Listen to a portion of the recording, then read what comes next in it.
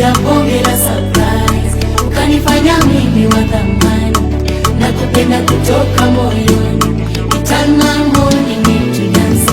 Mwariba mbunge tunategemea sana kutuletea maendeleo ya daraja. Akituletea daraja kwa kweli tutashukuru sana sana sana tena sana. Changamoto ni daraja kwa kweli imekuwa ni utakuwa ni mkutano mfupi sana, una ajenda moja, una ombi moja. Msanga ni daraja daraja daraja daraja. Amesema mara 4 kwamba anaomba daraja.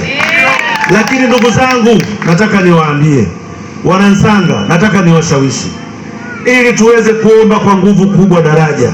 Ninawaomba tujitokeze kwa wingi tarehe 29 mwezi wa 10 tumchague Dr. Samia Suluhu Hassan, ili mnipe nguvu mimi mtakaponichagua pia tarehe 29 ya kwenda kupiga kelele na kumuomba mama kwamba Wanamsanga wameonyesha imani kubwa, wanaomba daraja. Na ndugu zangu, ninaamini kwamba mama atatusikiliza na daraja tutaweza kulipata eneo la hapa Msanga. Kwa hiyo haya tunayasema tukiwa na matumaini kwamba Wanamsanga siku moja tutajadiliana darajani wakati tunaanza kujenga daraja letu ambalo ndio kiu kubwa ya Wanamsanga wote. Msanga oye! Msanga oye!